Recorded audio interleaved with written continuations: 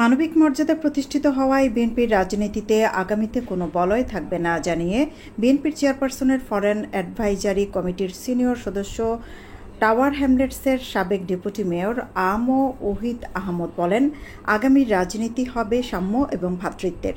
মানবিক মর্যাদা প্রতিষ্ঠিত হওয়ায় বিএনপির রাজনীতিতে আগামীতে কোনো বলয় থাকবে না। শুক্রবার বিয়ানীবাজার উপজেলার বিএনপি নেতাকর্মী এবং সুধীজনদের সাথে ইফতার মাহফিল পূর্ব আলোচনা সভায় প্রধান অতিথির বক্তব্য রাখেন আম ওহিদ আহমদ। উনাকে দেশ থেকে বাধ্য হয়ে উনি পালিয়ে ভারতে গিয়েছেন। টেবুলের খাবারটুকু খেতে পারেন। আর খালেদা জিয়া দেখেন, উনি প্রধানমন্ত্রী না, এখন সরকার বিএনপি নয়, কিন্তু উনাকে রাষ্ট্রীয় সম্মান দেওয়া হয়েছে। আপনার কিছুদিন আগে দেখেছেন উনি এত সম্মান পেয়েছেন। ছাত্র বলেন, যুবক বলেন, প্রশাসন বলেন, প্রত্যেকটা মানুষ উনার পাশে গিয়ে দাঁড়িয়ে উনাকে সম্মান জানিয়েছে। এটা হচ্ছে আল্লাহর খেলা। আমরা অনেক সময় বুঝি না, আল্লাহ উনাকে কিন্তু এই সম্মানটুকু দিয়েছেন। আজকে উনি আশা করি উনি ট্রিটমেন্ট নিচ্ছেন, সুস্থ হবেন। সুস্থ হওয়ার পরে উনি বাংলাদেশে আসবেন এবং আবার মানুষের জন্য উনি কাজ করবেন, সেটা আমাদের বিশ্বাস।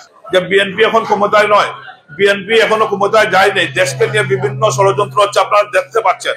এই ষড়যন্ত্র মোকাবেলা আমাদেরকে ঐক্যবদ্ধভাবে করতে হবে। আজকে আগামীতে নির্বাচন হবে, নির্বাচন যখন হবে তখন যিনি প্রার্থী হবেন তাকে নিয়ে আপনারা কাজ করবেন।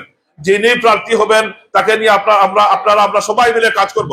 এর আগে এখানে বলয় সৃষ্টি করার কারো কোনো সুযোগ নেই। আমি পরিষ্কার ভাষায় বলে দিতে চাই, বিএনপিতে একটি বলয়, সেটি হচ্ছে আমাদের দলের ভারপ্রাপ্ত চেয়ারম্যান জনাব তারেক রহমান সাহেবের বলয়। বিএনপিতে একটি বলয়, সেটি হচ্ছে শহীদ রাষ্ট্রপতি জিয়াউর রহমানের বাংলাদেশি জাতীয়তাবাদের বলয়। বিএনপির একটি বলয়, সেটি হচ্ছে আমাদের এই ত্যাগী নেত্রী, যার নেতৃত্বে বাংলাদেশে একটি আমূল পরিবর্তন হয়েছে, যিনি বারবার প্রধানমন্ত্রী হয়ে মানুষের জন্য কাজ করেছেন।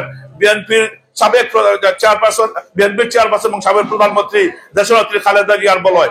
এখানে আমার বলয়, অমুকের বলয়, তমুকের বলয় করার কোনো সুযোগ নাই। উপজেলা বিএনপির সিনিয়র সহসভাপতি আব্দুস সবুরের সভাপতিত্বে অনুষ্ঠানে বক্তব্য রাখেন সিলেট জেলা বিএনপির শিশু বিষয়ক সম্পাদক সিদ্দিক আহমদ, লেখক ও সাংবাদিক মোহাম্মদ ফয়সল আলম, উপজেলা যুব দলের সাবেক সভাপতি এম সাইফুর রহমান, উপজেলা শ্রমিক দলের সভাপতি আলী আহমদ, সাধারণ সম্পাদক সেলিম উদ্দিন সহ আরো অনেকে। বিয়ানীবাজারে টিএনটি রোডে ইবনে আল মতিন টাওয়ারে রেডি ফ্ল্যাট ভাড়া দেওয়া হচ্ছে। শীতাতপ নিয়ন্ত্রিত কক্ষ, attach bathroom, kitchen, dining, lift, CCTV, বিশাল পার্কিং ও ছাদ সহ থাকছে শিশুদের জন্য বিনোদনের ব্যবস্থা। ইফতার মাহফিলে বিয়ানীবাজার উপজেলার প্রত্যেকটি ইউনিয়ন এবং পৌরসভা নেতাকর্মী ছাড়াও বিভিন্ন রাজনৈতিক পেশাজীবী সংগঠনের নেতৃবৃন্দ উপস্থিত ছিলেন।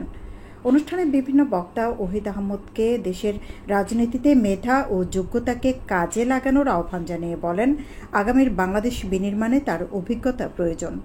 আমাদের প্রিয় নেতা লন্ডন বিএনপির সাবেক সভাপতি জনাব আলহাজ কমরউদ্দিন সাহেব, উনি মারা যাওয়ার পরে বিয়ানীবাজার গোলাপগঞ্জ যখন লিডারশিপের অভাব, তখন আমরা পেয়েছিলাম মৌলানা রশিদ আহমদ সাহেবকে, এবং উনি আমাদেরকে নিয়ে উনি বিয়ানীবাজার গোলাপগঞ্জের প্রত্যন্ত অঞ্চলে ঘরোয়া মিটিং করেছিলেন, দলকে সুসংগঠিত করছিলেন। আল্লাহর হুকুম না, আল্লাহর হুকুম হয়ে গেছে, উনি করোনার সময় মৃত্যুবরণ করেছেন। উনারই ভাই জনাব ওয়াহিদুর রহমান সাহেব, উনি আজকে আপনাদের সাথে মিলেমিশে একত্রিত হয়ে ইফতার করাচ্ছেন। রশিদ আহমদের ছেলে, উনিও আমাদের সিলেট জেলা বিএনপির একটা দায়িত্বে আছেন এবং উনিও বিয়ানীবাজার গোলাপগঞ্জের সবসময় রাজনীতিতে সক্রিয় আছেন। সৈয়দা আখি হক, এবিটিভি।